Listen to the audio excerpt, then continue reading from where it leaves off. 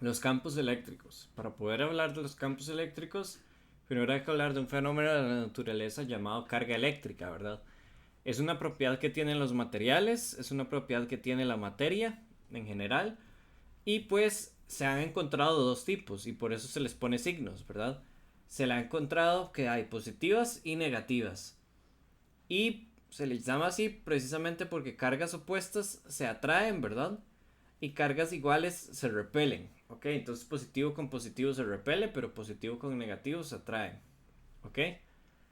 Algo importante es que la carga total se conserva. ¿Qué quiere decir esto? Que la carga proviene de las partículas fundamentales de la materia. Los núcleos no se pueden dividir, pero los electrones que viven en orbitales, ¿verdad? Esos sí son libres de salir de un átomo. Entonces, por ejemplo, cuando yo froto dos materiales, los electrones del material más que tienen menor agarre sobre sus propios electrones va a pasárselos al otro. Entonces, por ejemplo, aquí esta barra, ¿verdad? De vidrio va a perder los electrones cuando se frote con esta alfombra, ¿verdad? Y la alfombra va a quedar negativamente cargada y la barra va a quedar positivamente cargada. Pero lo que hay que considerar es, no es que esto tiene cargas positivas y esto tiene cargas negativas. No, lo que quiere decir es que aquí hay un faltante de cargas eléctricas negativas, o sea, un faltante de electrones y por lo tanto este es positivo. Y aquí hay un excedente de electrones, ¿verdad? De cargas eléctricas negativas, por lo tanto este está cargado negativo. Lo que ocurre es una transferencia, porque uno no puede transferir núcleos fácilmente entre un material y otro, pero uno sí puede transferir electrones fácilmente de un material a otro. Entonces, cuando uno dice que un objeto está cargado, a partir de ahora uno se refiere a que tiene un excedente de cargas. La materia sigue teniendo protones, sigue teniendo electrones, es solo que puede tener más de uno que de otro. Otro fenómeno, aparte de la electricidad estática mediante frotación, ¿verdad? Que puede ocurrir, que puede cargar un objeto, sería la carga mediante inducción, ¿verdad? Para eso primero hay que hablar de tres tipos de materiales, que serían los conductores, en el cual es un material en el que los electrones son libres de moverse lejos de sus átomos. Los aislantes, en el cual los electrones están ligados a sus átomos, no son libres. Y los semiconductores, que pueden liberar electrones bajo ciertas condiciones. Entonces, los aislantes no sueltan sus electrones por ninguna razón, pero los semiconductores, si uno los convence poniéndole otros materiales cerca o poniéndole cierta energía a estos materiales, pueden volverse conductores, o sea, liberar sus electrones. Recuerden, ¿verdad?, que cargar objetos se refiere a excedente o faltante de electrones usualmente, porque los electrones son los que son libres de moverse. Y por eso existe un fenómeno llamado inducción, ¿verdad? Por ejemplo, veamos este material. Este es un material normal en el cual hay 12, yo solo dibujé 12 electrones y 12 protones. Cada electrón pertenece a cada uno de estos protones, ¿verdad? Entonces, aquí en esta situación, toda la carga está distribuida homogéneamente. Entonces, está sin polarizar y es neutro, ¿verdad? No hay carga neta. En este caso, ¿verdad? Vamos a ver que si yo acerco algo que es negativo, pues las cargas negativas se van a mover lejos de esto, ¿verdad? Porque las cargas negativas se repelen. Entonces van a querer alejarse de esto que yo puse aquí. Sin embargo, las cargas positivas, o sea, los núcleos, estos se quedan inmóviles porque los núcleos no son libres de moverse. Entonces, aunque se sientan atraídos a esto, igual no se van a mover porque están atrapados. Esto hace que de este lado queden muchas cargas positivas y de este lado quede un excedente de cargas negativas, ¿verdad? Aquí un faltante de cargas negativas, por lo tanto ahí es positivo, y aquí un excedente de cargas negativas, por lo tanto es negativo, y eso se refiere a que se polarizó. De un lado es positivo, del otro lado es negativo. La carga neta sigue siendo neutra, o sea, sigue habiendo la misma cantidad de cargas positivas y negativas, pero ahora está polarizada, de un lado es positivo y de un lado es negativo. Otra cosa que yo puedo hacer es poner un cable del lado donde están los electrones, ¿verdad? Si yo hago eso, los electrones que quieren escapar de esto que yo puse, que es negativo, van a irse por este cable y van a ir a tierra. ¿Qué significa tierra? Tierra es nada más un objeto lo suficientemente grande para que recibir unos electrones o menos electrones no le cambia la polarización ni la carga neta prácticamente. Entonces la Tierra recibe estos electrones, ¿verdad? Y esos electrones se van de aquí. Ahora, la carga sigue polarizada, ¿verdad? Porque de un lado sigue más positivo que del otro, pero ahora ya no es neutra, porque ahora sí hay un excedente neto de positivo, más bien hay un faltante de electrones que hace que hayan más núcleos positivos que electrones negativos, ¿verdad? Si yo suelto esto y quito esto, ¿verdad? Como es en este caso, me va a quedar este material con menos electrones que protones y por lo tanto la carga neta va a ser positiva. Ya no está polarizado porque ya no hay nada haciendo que los electrones se alejen, entonces los electrones ya pueden volver a ocupar su espacio, pero ahora hay menos electrones que protones, entonces la carga neta es positiva. Entonces a esto se refiere uno cuando algo está cargado positivamente, significa que hay menos electrones que protones. Ahora hablemos de la ley de Coulomb, ¿verdad? La ley de Coulomb dice que los objetos con una carga neta puntuales, ¿verdad? Muy importante que son puntuales, como estas bolitas, se ejercen una fuerza cuya magnitud es dada por una constante K por la carga 1 por la carga 2 en valor absoluto entre la distancia al cuadrado entre las cargas. Donde K es la constante de Coulomb, que vale esto de aquí, ¿verdad? Estas son las unidades de la constante de Coulomb. Y también se puede escribir de esta otra manera, que sería 1 entre 4pi epsilon 0. Epsilon 0 siendo la permitividad del vacío. Y este sería su valor. Vean que tiene las unidades recíprocas acá. Eso es porque obviamente uno es el recíproco aceptando por ese factor de 4pi del otro.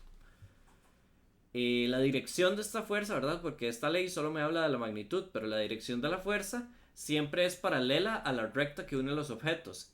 Y si atrae o repele depende de los signos de las cargas involucradas. Entonces eso lo termina poniendo 1. ¿Ok? Vamos con el principio de superposición de la ley de Coulomb. Eso lo que me dice es que como son fuerzas, ¿verdad?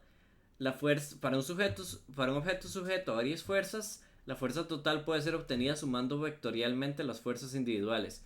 Entonces yo aquí tengo una carga Q0 y aquí una carga Q1, Q2 y Q3. La Q0 vamos a asumir que es positiva.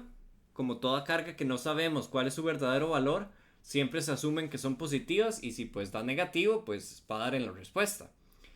Pero cuando uno no conoce bien cuál será la carga de una partícula, lo mejor que uno puede hacer es asumir que es positiva. Ahora bien, tenemos estas tres cargas aquí. Esta carga es positiva, entonces repele, hace una fuerza que lo empuja. Esta Q2 es negativa, entonces más bien atrae, hace una fuerza que lo atrae hacia Q2. Y esta Q3 es positiva, ¿verdad? Entonces más bien repele, empuja. Ok, entonces esas son las fuerzas.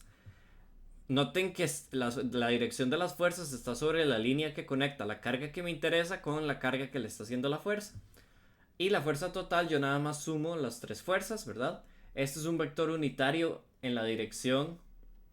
Y aquí me faltó, ¿verdad? Este es un vector unitario en la dirección de cada uno de estos, ¿verdad? Aquí están. Y aquí también me faltó, ¿verdad? Y noten que yo puedo sacar a factor común Q0 y me queda esto de aquí, ¿verdad? Como factor común. Esto de aquí lo vamos a llamar, en la sección que sigue, campo eléctrico. ¿Qué es el campo eléctrico? Es la fuerza por unidad de carga. Campo eléctrico, ¿verdad? Era básicamente todo lo que estaba en el paréntesis, fuera que no fuera el factor común, que era la carga propia de la partícula que estábamos analizando. ¿Ok? Entonces el campo eléctrico uno puede escribirlo como fuerza entre la carga que uno está analizando. Muy bien, como lo tenemos aquí. La ecuación de la fuerza, ¿verdad? Ahora que conocemos el campo eléctrico podemos escribirlo de esta manera un poco más sencilla. Fuerza es igual a la carga que me interesa por el campo eléctrico. ¿Ok?